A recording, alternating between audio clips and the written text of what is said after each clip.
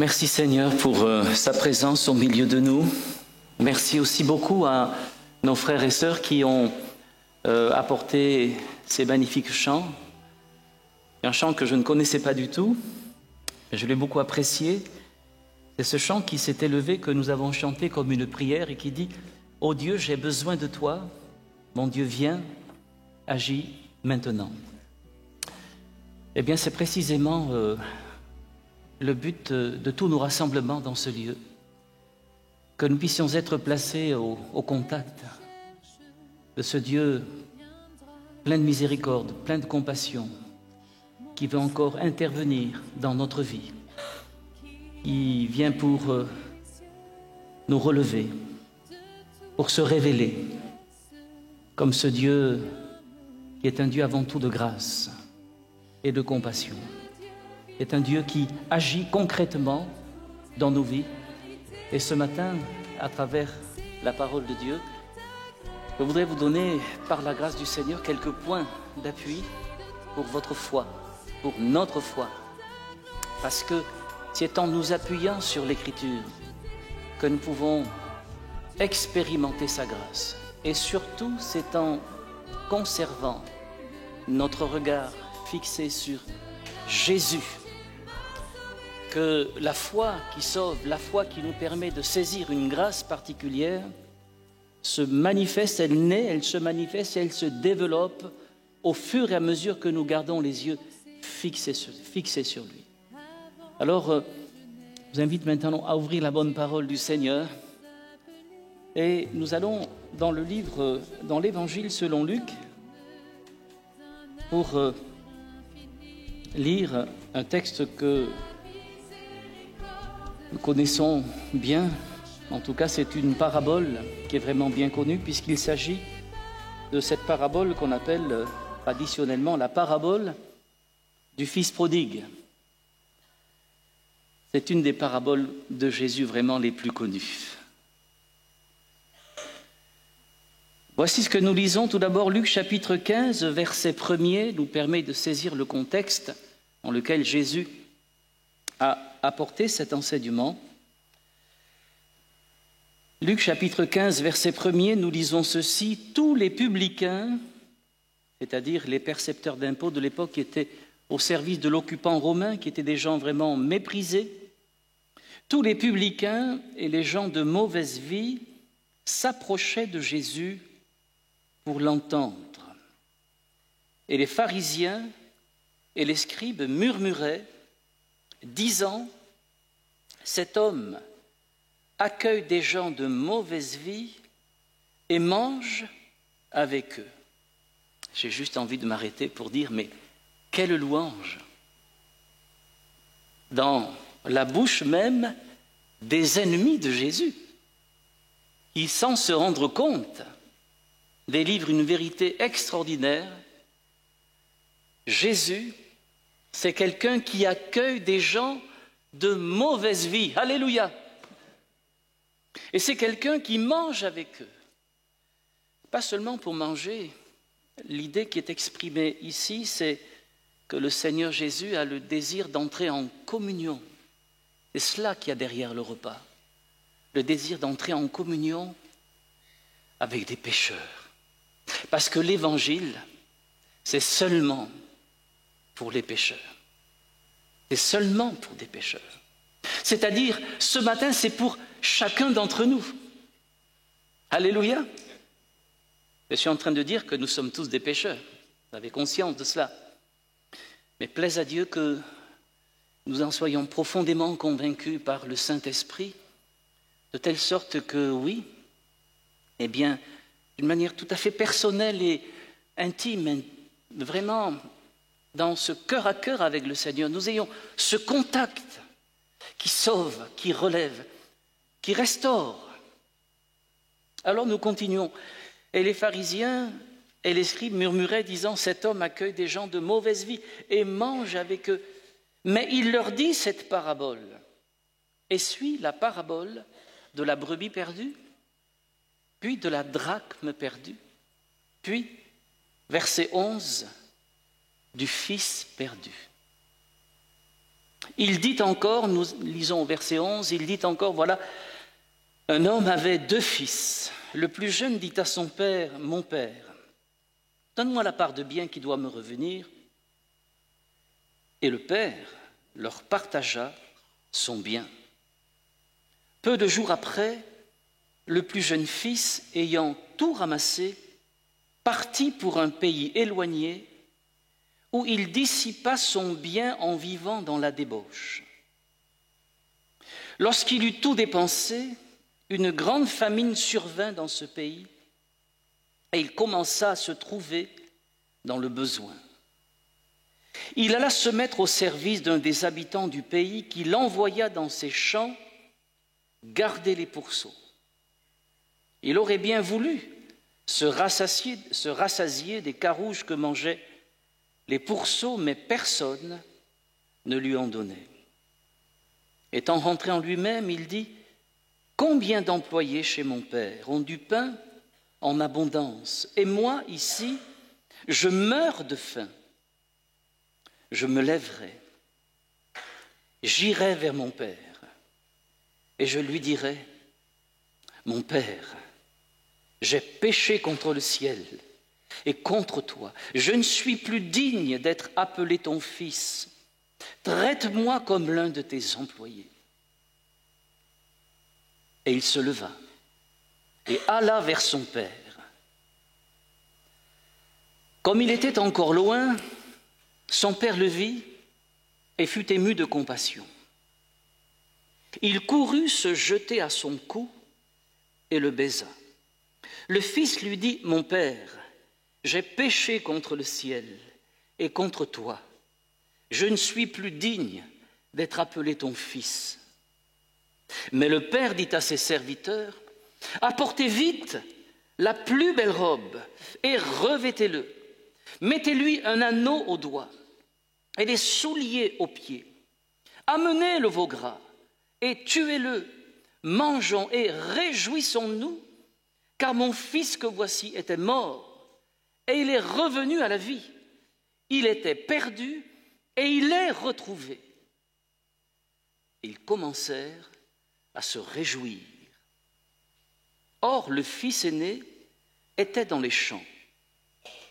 Lorsqu'il revint et approcha de la maison, il entendit la musique et les danses. Il appela un des serviteurs et lui demanda ce que c'était. Ce serviteur lui dit « Ton frère est de retour, et ton père a tué le veau gras parce qu'il l'a retrouvé en bonne santé. » Il se mit en colère et ne voulut pas entrer. Son père sortit et le pria d'entrer. Mais il répondit à son père « Voici, il y a tant d'années que je te sers, sans avoir jamais transgressé tes ordres, et jamais tu ne m'as donné un chevreau pour que je me réjouisse avec mes amis. Et quand ton fils est arrivé, celui qui a mangé ton bien avec des prostituées, c'est pour lui que tu as tué le veau gras. Mon enfant, lui dit le père, tu es toujours avec moi. Et tout ce que j'ai est à toi. Mais il fallait bien s'égayer et se réjouir, parce que ton frère que voici était mort et qu'il est revenu à la vie, parce qu'il était perdu et qu'il est retrouvé. Amen.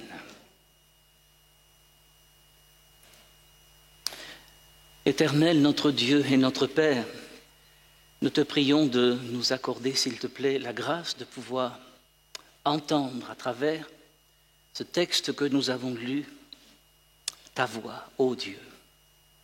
Et que chacun pour notre part, nous puissions vraiment, en entendant ta voix, être bouleversés au plus profond de nos entrailles par la constance de ton amour, par sa permanence à l'égard de nous qui sommes des pécheurs. Oh, merci Seigneur par ton esprit. Tu as déjà parlé à nos cœurs tout à l'heure, par ta parole, Seigneur. Ô notre Dieu, parle encore à nos cœurs et que tous nos yeux soient fixés sur toi, le Rédempteur, le Sauveur, au nom de Jésus-Christ. Amen. Voilà cette parabole dont nous avons situé le contexte, nous permet de comprendre, qui sont les divins intervenants, personnages de cette parabole. D'abord, le personnage central de cette parabole, appelée traditionnellement la parabole du fils prodigue, en fait, le personnage central, c'est le Père. C'est le Père. Un Père qui a deux fils. Un Père qui est aimant.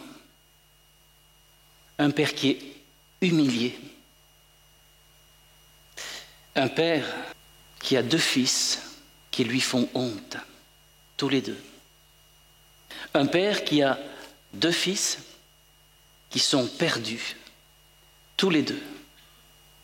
Pas de la même manière, mais ils sont perdus, tous les deux. Et ce Père, il symbolise évidemment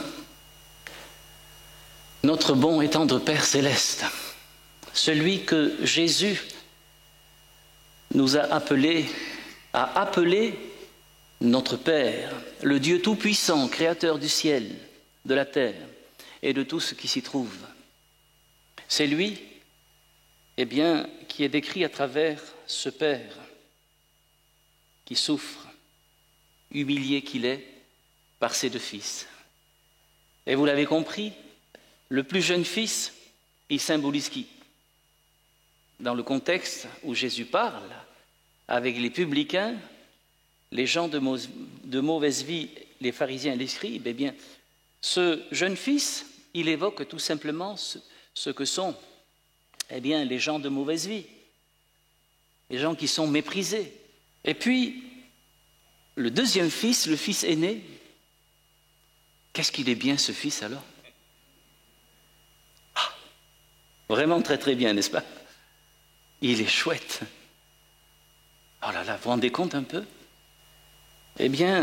Pourtant, il est celui des deux qui se trouve dans la situation la plus critique, parce qu'il se leurre lui-même. Il se trompe lui-même. Mais parlons tout d'abord de ce jeune fils. Alors, ce jeune fils, il fait honte à son père, qui est évidemment tellement humilié par son comportement. Vous vous rendez compte quand même? Il va voir son père de son vivant et il lui dit: écoute papa, maintenant, donne-moi ma part de ta fortune. Donne-moi ma part d'héritage. Vous vous rendez compte? Quelle honte! Cette parabole, en fait, elle est parcourue du début jusqu'à la fin par ce thème de la honte et de l'humiliation. C'est un thème qui est récurrent dans l'Écriture. Un fils, notamment le plus jeune fils, qui fait honte à son père. Les pharisiens sont en train, je le rappelle, d'écouter l'enseignement de Jésus. Deuxième élément, ce père, il va accéder à la requête de son plus jeune fils. Mais quelle honte! Quelle honte! Les pharisiens et les scribes devaient dire, mais c'est n'importe quoi. Mais c'est n'importe quoi. Oui, ce père, il accède à la requête de son plus jeune fils en sachant pertinemment quelles sont les intentions de ce fils qui est un fils rebelle. Et effectivement, il nous est dit qu'il partage son bien, une double part au fils aîné, puisque c'était l'aîné de la famille, et puis la dernière part, donc, à son plus jeune fils. Et en quelques jours, son jeune fils, qu'est-ce qu'il fait? Il nous est dit, on l'a lu, il ramasse tout et il part pour un pays éloigné. C'était quoi, au fait, cet héritage? C'est bien, probablement une part des troupeaux, une part des terres, une part des serviteurs qui étaient là. Et vous savez ce qu'il fait, ce fils? Il va faire quelque chose d'absolument honteux. Il va vendre l'héritage de son propre père, qui lui a été transmis eh bien, par ses pères, de génération en génération. Il y avait des lois qui veillaient à la sauvegarde de l'héritage dans les tribus. Ces lois ont été complétées par des lois orales. Il y avait vraiment tout un corps de textes législatifs qui veillait à la conservation de l'héritage. Mais voici que ce fils, quelle honte! Il dilapide tout. Et il ne vend pas pour faire fructifier, pour investir, pour accroître. Non, il vend pour dissiper, gaspiller. C'est de là que vient le terme prodigue. Voilà. Il vend pour gaspiller cet héritage. Mais quelle honte! Quelle honte! Et de le gaspiller de quelle manière? En vivant dans la débauche. Le terme que nous avons ici dans le texte grec, ce qu'on appelle un apax, c'est un terme qui est unique. En fait, ça va beaucoup plus loin que la débauche au sens où on l'entend habituellement dans le Nouveau Testament. C'est un mot qui signifie littéralement « il s'en va pour vivre une vie de perdition ». Donc c'est vraiment un terme qui est extrêmement vaste. De perdition, loin du salut. Ce fils, il va mener une vie de perdu. Perdu pour sa famille, perdu pour la société, perdu spirituellement. Avec toutes les conséquences gravissimes, potentielles, éternelles. C'est pour ça que cette parabole, c'est la parabole du fils perdu. Ensuite, finalement, quand il se trouve dans le besoin, parce que c'est ça, vous voyez, le diable nous fait toujours miroiter, eh bien, les choses extraordinaires. En dehors, eh bien, de la sécurité que nous offre, eh bien, la maison paternelle, la maison du Père. Voilà, dans la maison du Père, nous sommes en sécurité. Nous sommes dans sa main, nous sommes gardés dans sa main, par sa puissante main. Mais le diable veut nous faire croire qu'en dehors, c'est si bon. L'herbe est plus verte ailleurs, n'est-ce pas? Eh oui. Mais le diable, vous savez, il promet toujours beaucoup plus que ce qu'il ne donne en réalité. C'est un menteur, nous dit l'Écriture. Il est le père du mensonge. Bien sûr que ce fils, il savait, il avait été instruit dans la maison paternelle. Mais séduit qu'il a été, il s'en est allé. Malgré tout, malgré les avertissements prévenants de son père. Combien aujourd'hui l'Église a de fils et de filles prodigues qui sont partis, mais qui restent quand même dans le cœur du Père.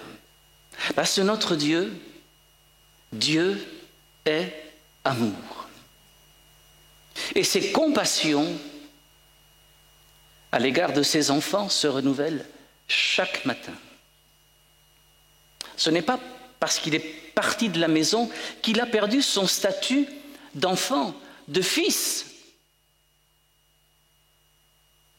Quand le fils, ce plus jeune fils, se trouve en dehors de la maison, quand il réalise l'état dans lequel il se trouve, quand il prend conscience qu'il est en train de garder les pourceaux, encore une chose honteuse, jamais,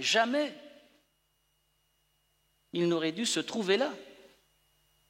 jamais un juif ne garderait des porcs, parce que les porcs étaient des animaux impurs. Et lui, non seulement il les garde, en plus il a faim, et on ne veut même pas lui donner la nourriture qu'on donne aux cochons. Vous vous rendez compte? Quelle tromperie, quelle illusion. Mais béni soit Dieu de ce que dans son malheur, eh bien cet homme a quand même réfléchi. C'est ce que nous dit l'Écriture. Dans le malheur, réfléchis. Au jour du bonheur, sois heureux. Parce que l'Évangile n'engendre pas la tristesse ou la mélancolie. L'Évangile, c'est un festin joyeux. Alléluia. Mais le diable voudrait, en tout cas, ramener l'Évangile à ce que vivait le Fils aîné. Nous allons en parler dans quelques instants. Cet homme, ce jeune fils se trouvant dans le malheur, a réfléchi, il est entré en lui-même, il s'est rappelé la maison paternelle, il s'est rappelé son père qui, certainement, chaque jour priait pour lui. Et chaque jour, il devait arpenter, les alentours pour voir si, au loin, le fils n'arrivait pas. Parce que c'est ça la foi. Quand on prie avec la foi, on s'attend toujours à ce que quelque chose se passe. Voilà. Alors tous les jours, certainement, et puis non. Alors il a persévéré dans la prière. Quel bonheur d'avoir au ciel un Père qui espère et qui espère encore et qui espère jusqu'au bout que nous pouvons encore revenir dans sa maison. C'est beau, n'est-ce pas cela? Voilà la nature de notre Dieu. Il espère, il attend le retour du pécheur égaré, de la brebis perdue, comme nous l'avons entendu ce matin. Il attend le retour du Fils qui s'est perdu volontairement, qui s'est rebellé volontairement. Il attend. Et ce matin, oui, je crois que ce n'est pas un hasard.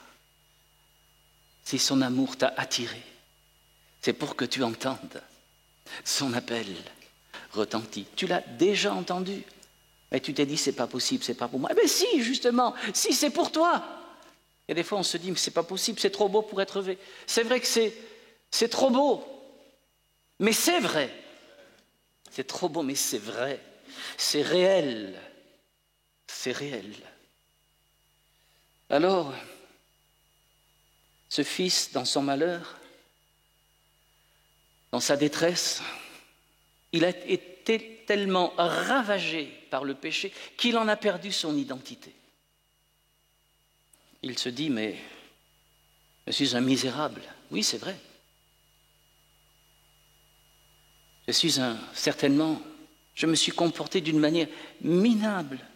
C'est vrai aussi. Je ne suis plus digne d'être appelé le fils de mon père. Ah, ça, c'est pas vrai. Ça, c'est pas vrai. Tu n'es pas digne, ça, c'est vrai. Parce que tu t'es comporté d'une manière indigne. Ça, c'est vrai. Mais tu es toujours un fils. Tu es toujours un enfant qui est porté dans un cœur qui aime et qui aime encore. Tu as toujours cette place dans le cœur de ton Père céleste. Et il attend que tu reviennes. Savez-vous que le ministère du Seigneur, Jésus, depuis qu'il est reparti au ciel, vous savez quel il est? Il intercède pour nous. Il prie pour toi, pour que tu reviennes. Et ce matin, c'est son amour qui t'a attiré dans cette maison, pour que tu entendes que Dieu est un Père qui t'aime. C'est ton Père. Et il t'aime. Et il t'attend. Il ne t'attend pas pour te donner une bonne raclée. Parce que là aussi, il y a encore un moment de honte particulier qui est décrit dans cette parabole. Ça se passe au moment où le père, il voit le fils au loin. Et ce père, il va faire quelque chose. Il va courir vers son fils. Alors, c'est vrai que nous, aujourd'hui, on peut courir avec les pantalons, il n'y a aucun problème. On court, on peut courir à notre rythme sans problème. Mais à l'époque, il n'était pas habillé comme nous. D'abord, il avait des longues robes, de longs vêtements. Et ce n'est pas possible de courir. Vous savez, au Burkina, c'est pareil. Je parle un peu de l'Afrique. Mais au Burkina, vous savez, les pères, ils sont habillés avec de longs vêtements. Vous savez, au Burkina et à l'époque en Israël, c'est les jeunes qui courent, parce qu'ils ont de bonnes jambes. Hein. Mais les pères, eux, ne courent pas. Ce sont des gens qui sont dignes. Et ce père, pour courir, vous savez ce qu'il a dû faire? Il a dû relever sa robe. Il a dû remonter, sa robe, son vêtement, son long vêtement, jusqu'à la taille, pour dégager ses jambes, pour pouvoir courir à la rencontre de son fils. Et donc, en relevant, il montre ses jambes. Et montrer ses jambes dans ces pays-là, c'est une honte. On ne montre pas ses jambes. Alors, le comportement de ce père, il annonce déjà prophétiquement celui qui va porter sur la croix du calvaire notre honte. Celui qui va être complètement dénudé, percé dans ses mains, dans ses pieds, et qui va être exposé publiquement à la honte, élevé entre ciel et terre, suspendu à une croix, livré à la moquerie, à la honte publique. L'Écriture nous dit dans le livre du prophète Ésaïe, au chapitre 53, un texte écrit près de 8 siècles avant qu'il s'accomplisse dans la personne de Jésus. Nous l'avons dédaigné, s'agissant de Jésus, le Messie, méprisé, abandonné des hommes, homme de douleur, habitué à la souffrance, semblable à celui dont on détourne le visage. Nous l'avons dédaigné, nous n'avons fait de lui aucun cas. Cependant, ce sont nos souffrances qu'il a portées. C'est de nos douleurs qu'il s'est chargé et nous l'avons considéré comme puni, frappé de Dieu et humilié. Voilà l'humiliation que celui qui raconte cette parabole à ces pharisiens, voilà l'humiliation de Jésus. Cette humiliation, cette honte qu'il a accepté de porter. Notre honte,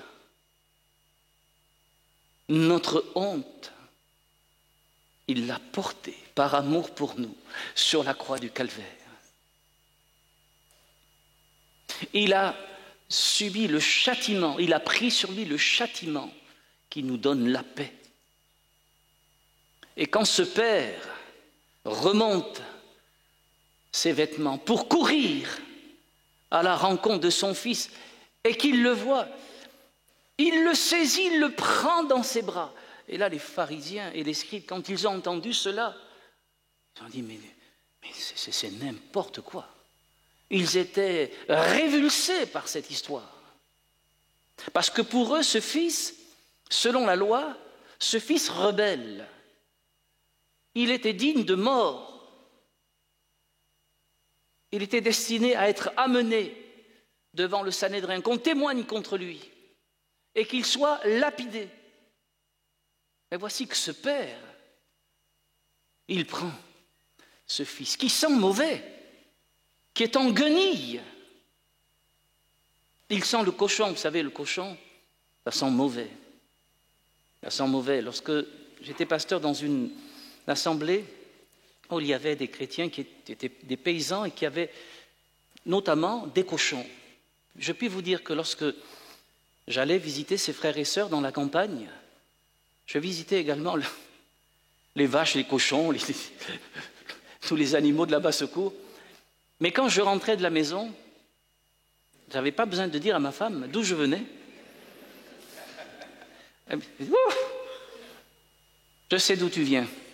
C'était direction la douche. Et oui, ça semble... Mais voilà ce père qui prend ce fils, ce père humilié, malgré la honte que lui a fait subir ce fils. Son amour est plus fort. Et il prend ce fils dans ses bras et il l'enlace.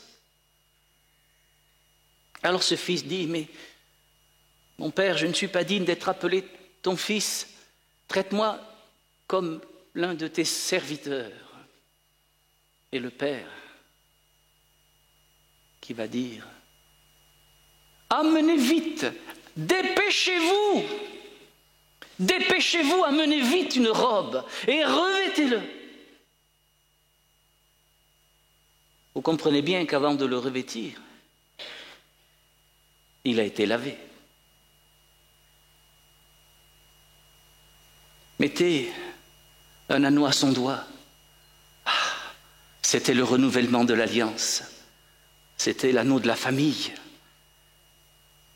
Il ne lui a pas dit, tu dis des bêtises. Il aurait pu lui dire, tu dis des bêtises, mais le fils est tellement humilié que le père déploie tout son amour. Et à travers des actes concrets, il restaure, il lave, il habille, il restaure, il renouvelle l'alliance, il réhabilite son fils. Et il fait tout cela dans la joie. Parce que c'est aussi le thème de ces trois paraboles, la joie de la brebis perdue. La joie de la brebis perdue, mais qui est retrouvée. La joie de la drachme perdue, mais qui est retrouvée.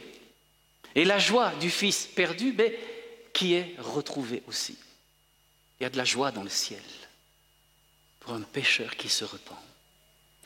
Mais voici que ce fils, le second fils, c'est un fils, il est très très bien vraiment ce fils parce que il est resté dans la maison de son père.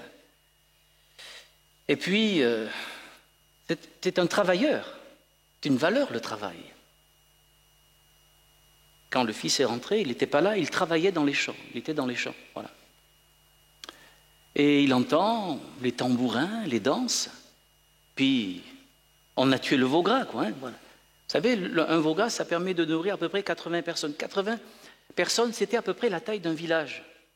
Ça veut dire que ce père, il n'a pas seulement invité la famille, il a invité tout le village. Il fallait que tout le monde soit associé à sa joie. Et ce fils qui rentre, il ne sait pas, il interroge, qu'est-ce qui se passe? Et là, on lui raconte l'histoire.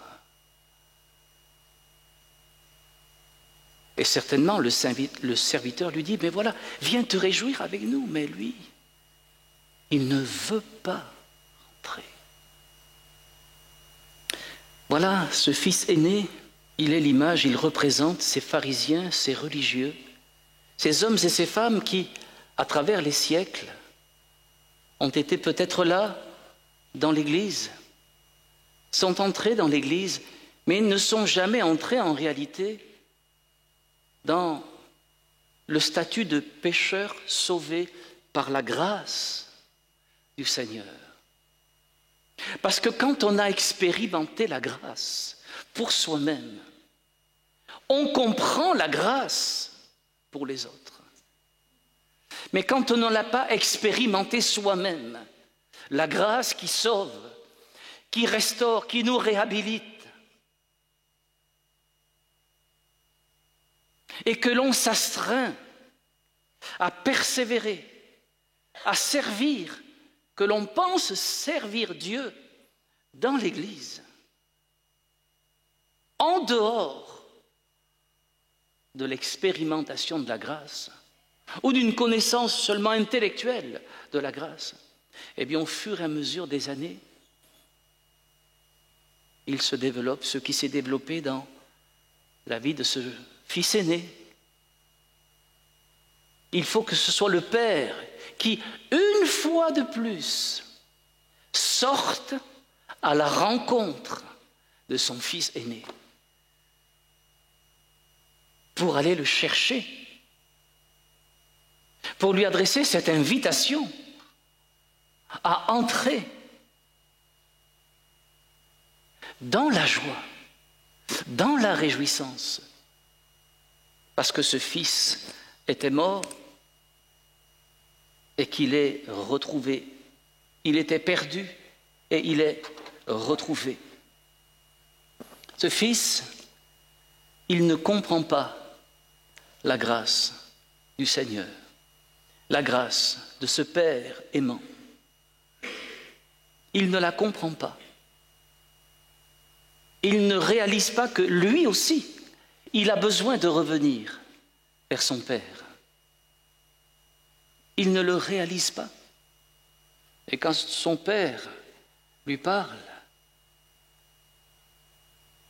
il lui fait sentir tout le poids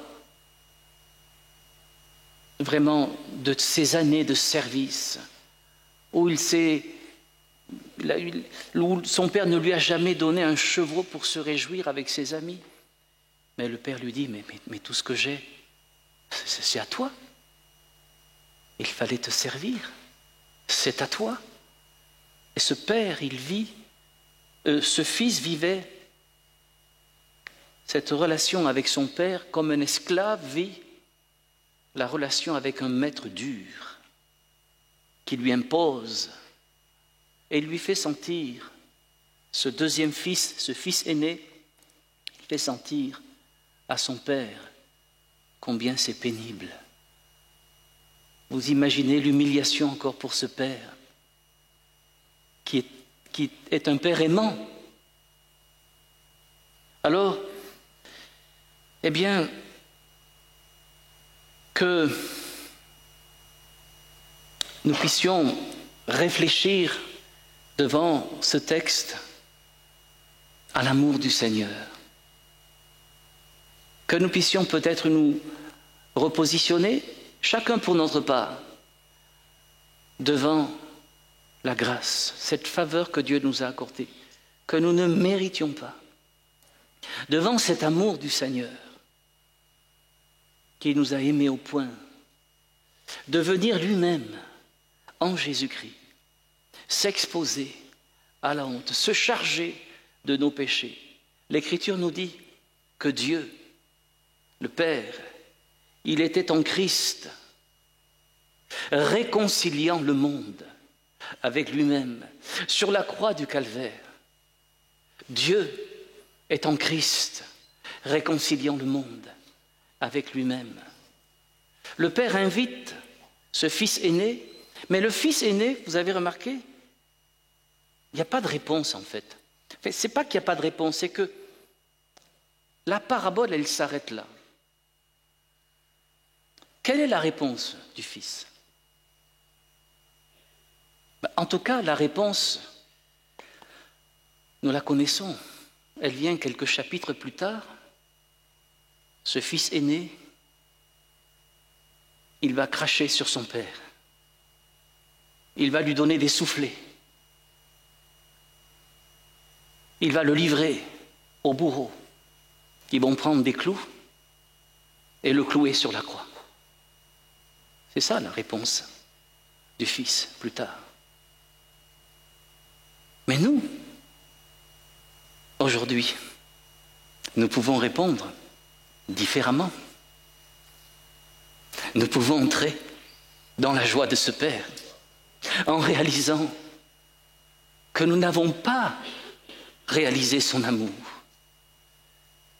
Nous n'avons pas saisi. Il a manqué quelque chose dans notre conversion. Vous savez ce qui est le plus important dans la conversion à Dieu? Ce n'est pas le fait de se faire baptiser. C'est le fait de donner son cœur au Seigneur et que se produise dans ce cœur le miracle de la nouvelle naissance. C'est ça. Le baptême, c'est bien, mais ça ne suffit pas pour être sauvé. Il faut naître de nouveau. Il faut naître de nouveau. Eh bien, j'aimerais te dire, peut-être mon frère, ma sœur, tu peux naître de nouveau, tu peux tout recommencer. C'est vrai, on ne va pas le chanter, mais bon. Oui, c'est possible. Tu peux, c'est possible. C'est la volonté de ce Père. C'est possible. Vous avez noté? Ce fils, il est venu, enfin ce fils, le plus jeune fils, je passe de l'un à l'autre, vous arrivez à suivre, hein? Oui, j'espère. Hein? Je reviens au plus jeune fils. Il est venu vers son père exactement comme il était. Voilà. Il sentait mauvais, ses vêtements étaient déchirés, il était brisé intérieurement. On ne peut pas changer pour venir à Dieu, ce n'est pas possible. C'est Dieu qui nous change. Lorsque nous venons à lui tels que nous sommes, avec ce cœur humilié, profondément repentant à l'image de ce jeune fils, c'est sur cette base-là que s'opère le miracle de la nouvelle naissance. Et le salut, ce n'est pas quelque chose qui vient de nous, c'est le don de Dieu. C'est ce qui se produit dans notre cœur lorsque nous venons avec ce cœur du jeune fils pour dire « je ne suis pas digne, je ne suis pas digne ». Il y en a qui pensent qu'ils sont dignes. Mais ils ne vont pas le dire comme ça. « Je n'ai jamais transgressé tes ordres ». Il y en a qui servent Dieu, qui pensent servir Dieu, comme Saul de Tarse par exemple. Il pensait servir Dieu, parce qu'il a été, hébreu né d'hébreu, de la tribu de Benjamin, etc., pharisien, waouh, quel CV. Mais il était perdu. Il persécutait à outrance, d'une manière violente,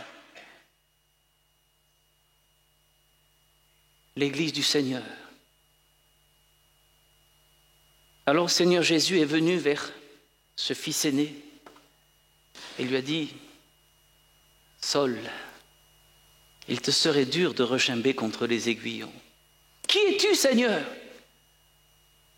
Je suis Jésus que tu persécutes. » Voilà. Dieu invite, c'est ça la conclusion, Dieu invite tous les hommes. Voilà. Ces deux fils, on peut les voir comme une gradation, toute la palette avec toute la nuance, que l'on peut trouver chez le pécheur, le débauché qui se livre complètement à la débauche, toutes sortes de débauches, jusqu'au religieux qui est un pécheur qui s'ignore et qui est tout aussi perdu que celui qui se livre au péché. Voilà. À tous les hommes, Dieu adresse cette invitation. Et finalement, si cette parabole est sans réponse, sans réponse du Fils, c'est parce qu'il nous appartient à chacun de donner notre propre réponse.